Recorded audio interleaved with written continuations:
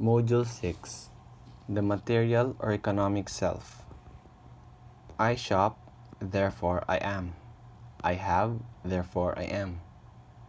In the I shop, therefore I am, tend to report that we are looking into the world of consumer culture, that shopping has turned into a lifestyle that is stopping us from finding the true and sincere happiness, and it says that shopping often works as a substitute for something that we are missing in life. This statement concerns about what we buy and what we choose to invest in. I have, therefore I am means comparing ourselves with others, wanting to be in their position, and this can lead us to constantly feeling dissatisfied and never happy with what we have. This is also what consumerism wants because it makes people active consumers on a regular basis. Thus, consumerism not only affects our behavior but also affects our thinking process. Materialistic or economic self is primarily about our bodies, clothes, immediate family, and home. We are deeply affected by these things because we put so much investment of ourselves to them. Empirical self: various ways people answer the question, who am I? According to William James, the term empirical self refers to all various ways people answer the question, who am I? And James classified the various components of the empirical self into three subcategories, namely the material self, the social self, and the spiritual self. The material self refers to tangible objects, people, or places that carry the designation of my or mine. The two subclasses of the material self can be distinguished through the bodily self and the extracorporeal self or beyond the body. The bodily component of the material self requires little explanation. A person speaks of my arm or my legs. These entities are clearly an intimate part of who we are, but our sense of self is not limited to our bodies. It includes other people like children, pets like my dog, possession like things and cars, places like home, and the products of our labor. It is not the physical entities themselves, however, that compromise the material self. Examples of which are clothes. As influenced by the philosophy of dress by Hermann Lotze, James believes that clothing is an essential part of the material self. Moreover, Lotze's book Microcosmos stipulates that any time we bring an object into the surface of our body, we invest that object, making it part of ourselves. The fabric and style of the clothes we wear bring sensation to the body, to which directly affects the attitudes and behaviors. Clothing is a form of Clothing is a form of self-expression. We choose and wear clothes that reflects ourselves. The social self refers to how we are regarded and recognized by others. Building on James's analysis, modern researchers have proposed that we also possess a relational self, the self defined in terms of specific interpersonal relationships.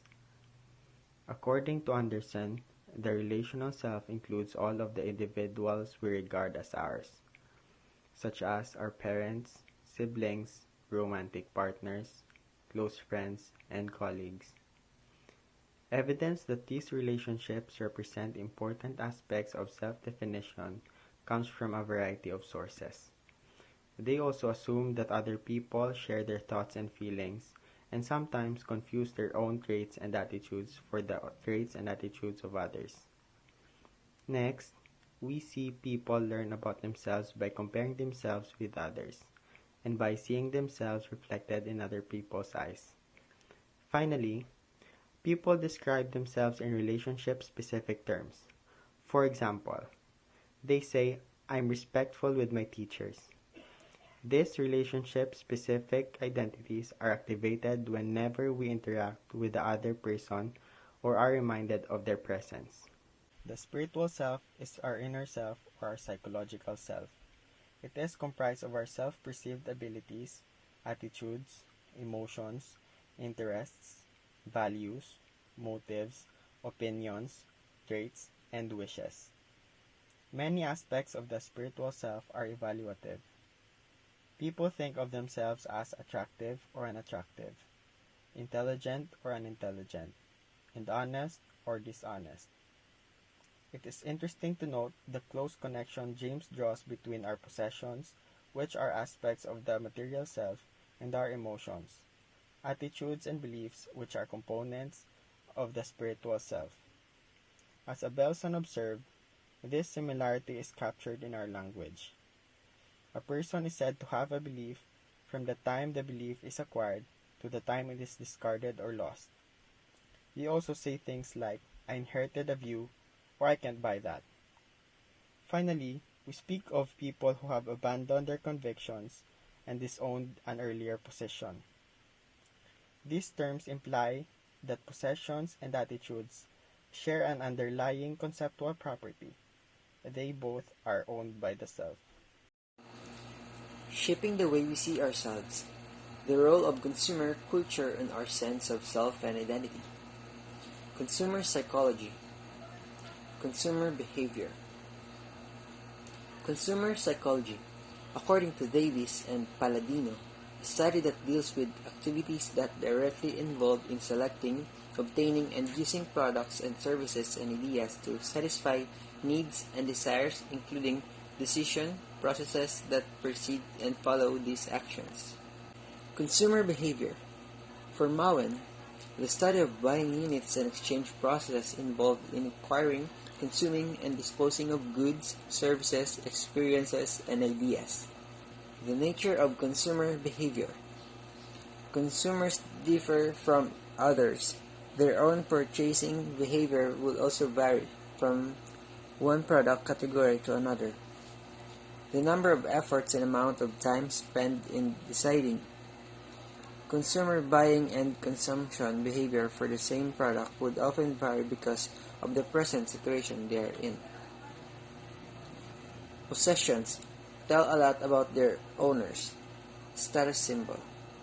Thus, sense of self and identity is influential on how an individual chooses to purchase his or her wants and how he or she makes economic decisions that will address his or her personal and social needs. Factors that influence our decision to buy. Financial constraints. Availability of items and services. Influence of family and friends. Good evening, everyone. My name is Christopher John A. Salvatierra.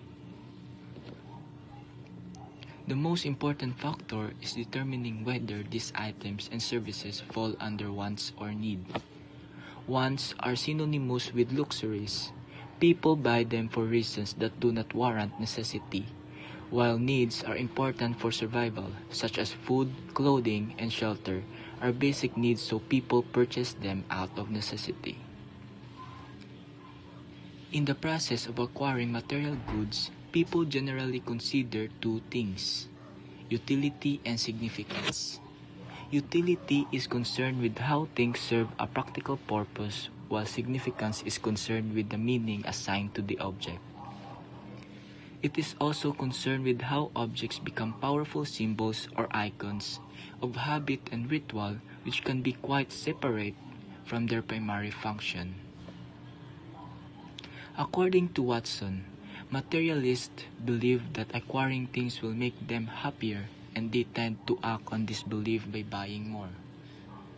The common problem with consumerism.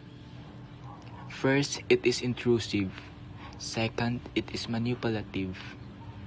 Third, it cannot provide many of the things that are important to us. Fourth, it restricts our choices and lives. Fifth, it affects our worldviews and characters. And lastly, it is unsustainable. Consumption has become an addiction. Many people have forgotten that there are things in life that can bring true happiness, such as spending time with our family and our friends, to have me time, enjoy nature. Rather, we should invest on experiential purchases. Experiential purchases are intangible, last for a lifetime, provide knowledge, and cannot be acquired if not available. Moreover, according to Buven and Gilovich, material possessions with sentimental value can provide more happiness. Good evening, everyone. My name is Jeffrey V. Anatan of Group 6. Today, I will be discussing about how to avoid the trap of consumerism and materialism. First, exercise intellectual independence. Second, consume less, live more. Consumerism is intrinsically woven into the fabric of modern society. Society needs a cultural shift to move away from the culture of consumerism. Social changes do not happen overnight. Therefore, it is best to take immediate steps in your own life to release yourself from the grip of consumerism. Responsible consumerism and its importance. Responsible consumerism, or known as ethical consumerism. It is an activism based on the premise of the purchasers in the markets consume not only goods but also implicity. The process used to produce them is it is a way to support business and that uphold certain ethical standards around the environment and labor. Sustainable development. It is the idea that the human societies must live and meet their needs without compromising the ability of future generations to meet their own needs. These are the steps on how to be a responsible consumer. First, look at where your products are made. It enables consumers to make better decisions when they buy manufactured products. Second, we need to know where products are manufactured to protect ourselves from unsafe, defective, toxic, and counterfeit product. Second, buy sustainably, locally, or DIY. It helps our environment and also it helps local sellers and manufacturers. Third, know the supply chain policy of brands. Fourth, campaign for workers' rights. It helps support the health and well-being of the workers. Fifth, consume less. It goes to the topic of supply and demand. Also, the developed world is increasingly asking for more and more cheap products, and developing nations are answering the demand because of their ability to supply cheap labor, which greatly affects the laborers. Thank you.